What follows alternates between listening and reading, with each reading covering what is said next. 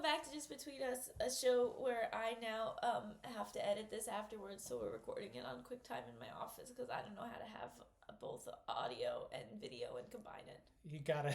That can't be the show episode title. It's way too long and involved.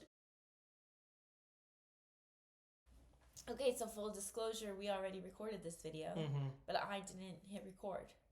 It was beautiful, actually. We laughed, we cried. It was an emotional roller coaster. Yeah. This will be a much worse version of that version, which we just did to a blank just to ourselves. Computer screen.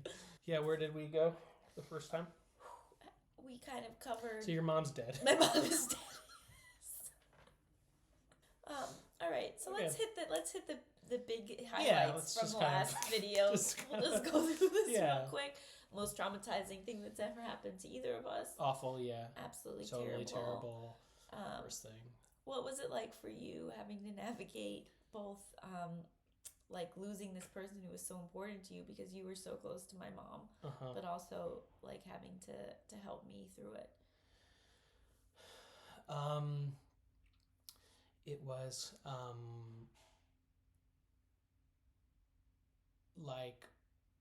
confusing at times to play both of those roles, and also incredibly difficult because, you know, like your grief, you have your grief towards this wonderful person, but your grief feels less important than other people's grief around you, and so you're trying to support them during it. So yeah, it was just confusing. But I just did what I could. I just tried to take it one step at a time and, help out the best I could. Well, I think it was really lovely, like your relationship with my mom, like, and how you treated her during that time, because I know it was important to you that you like treated her as her and like with dignity and everything. Yeah, I just think that like my thing was that I will never for 1 second treat her like anything other than Ruth, the brilliant, wonderful woman that she was. She'll be Ruth until she's gone, and not a moment before. And so I talked to her like like things that we would talk about. Even when she wasn't answering me, I talked to her about things I read in the paper, or used words that I knew that she would like and understand, and like I just never treated her like a baby or anything. I just always tried to treat her like Ruth. And can you explain some of the bits that you were doing with her throughout this process? The last time I heard my mom laugh, the last time she was able to, was what you were doing. You could make her laugh. Well, why don't you explain the avocado? So we had this stuffed avocado that my cousin's wife, I think, had got. A pillow, and not like a stuffed avocado, like a stuffed avocado. Oh, like a stuffed pillow. Animal, yeah. Yeah. It's like a stuffed animal, but it was kind of the size of a small pillow, so it ended up being really good for like putting in her wheelchair or for like her head, like all these it ended up helping a lot because of like the way her body wasn't functioning. Like we often needed a lot of extra support, and so we would end up like using this avocado. So we started calling it Avi, the family avocado, because also like Sugar took a nap on it. It was like all of our avocados. But then the last time I heard her laugh, she was in the hospital bed. Ed, can you explain what happened? Yeah, well, we were joking around that it was the family avocado, and that everyone should have time with the avocado. And then your dad was like, "No, it's Ruth's avocado." And he like brought her the avocado. He's like, "This is for your avocado, Ruth." And I just felt like your mom would have just like smacked him upside the head if she could, and so I was just like, I am seething with rage that you get to have the avocado. Why can't I have the avocado? I want it. And she just like lost it and started laughing, and we weren't even sure she could laugh anymore. Yeah, that was like the last time she laughed. Oh my God. Remember she also did this bit? You did something where you poked fun at her, and then she said that you were no longer her favorite son-in-law. Yeah. and then you were now number 2, that you'd been devoted to number 2. Yeah, I roasted her at one point. That was like a whole bit. You also, when you had to feed her the ice cream. So my mom lost control of her body, and so she needed help eating. And then it became really difficult to swallow. Like CJD can also take away your ability to swallow, and so towards the end she was really just eating really soft things like ice cream. And one night you had to feed her because I had to take a meeting with like the nurse about like this nurse supervisor about her care, and like I don't know, my dad and I were having this like very intense conversation about like all these things that were going wrong, and then I just heard you guys like cracking up in the living room because yeah, I had to feed her ice cream, which is, you know, kind of an awkward thing to do for your mother-in-law, and especially since like there's this like unspoken thing that like she can't literally you know, hold a spoon or, you know, do this for herself. And so I was just deputized to like feed her ice cream, and so I did it in this character that I do sometimes around the house, which is like, I don't know, it's just like this Italian waiter from Florence who is kind of a sleazeball and is always trying to like upsell you on things and like providing you with like really mediocre but things, like framing it as something that's both very good and very traditional. Very traditional. Yeah, and so that's like his catchphrase is very good, very traditional. And you were just doing that with her for like... Yeah, like a good like 30 minutes. I was just like feeding her the ice cream that like clearly was from the store and explaining to her how special it was and also how expensive it would be. And just like upselling her on other items that the restaurant could offer. Pulling her into some of my side scams and stuff to see if she was interested in that.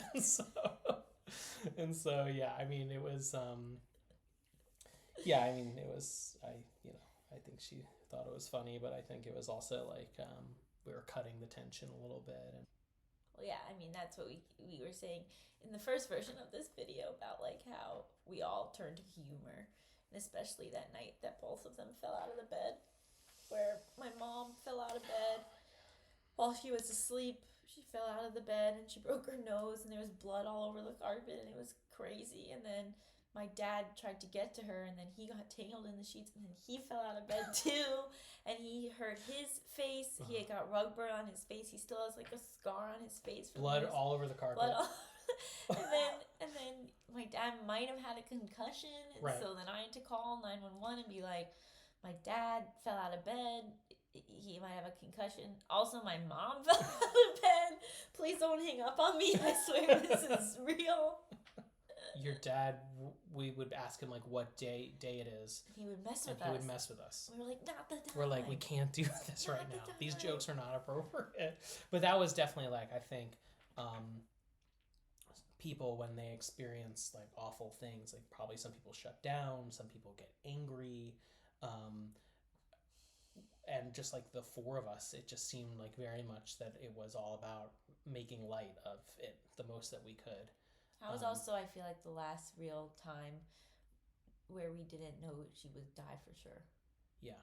Because we still had hope. We still had hope that day because she went back into the hospital on Saturday. That was a Friday night. We took her back on Saturday, and by the time she was released Sunday, we pretty much knew that it was CJD. Right. But even when we were past the hope point, there was a lot of laughing. And like, remember the night your mom was like, we all came to the conclusion that we should go get all the Hostess pastries that she would never eat. She was so health conscious. Yeah, so my dad was talking about how she was always so health conscious, and then she goes, yeah, look what that did. Yeah. and then I was like, you should just eat all the things you never wanted to eat. And we were going to get her all the different Hostess products, but then no one had it. Yeah. That was sad. Yeah. But she was down for it. She was down for it. I mean, it was just as good to just like laugh about all the things that, you know, right. she could do. Like I was like, you can finally eat Twinkies. Right. But I don't know, I just felt very appreciative to you that like you understood that during that time, like my main role was like as my mom's daughter rather than like being your wife, and you like let me have the time and space to do that. Yeah. And like you were still my husband, but I was mostly my mom's daughter, which is like a different way of like, you know, I try to be more present in our relationship on normal times, but like I didn't have the capacity. Yeah, of course not. You were a nurse you were one of the more qualified nurses despite having no qualifications as a nurse. I did a lot of weird stuff, huh? Yeah. Yeah. A lot of Weird stuff. I mean, shocking, awful stuff. I mean, yeah. But I feel like even though we were like kind of distant from each other during it in that way, and that my energy was elsewhere, and you were having to go to the ER with my father multiple times and take Phantom to the ER, and you had to go to the doctor because you had a fungal ear infection. Right. I was in incredible discomfort. Yeah.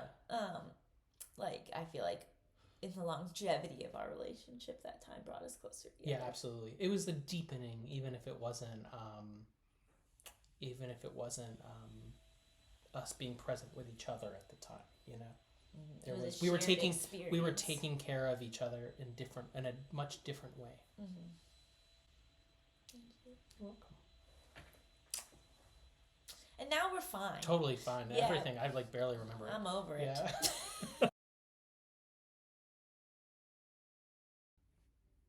Oh my God. No. Oh my God. That can't be true. What? It wasn't recording.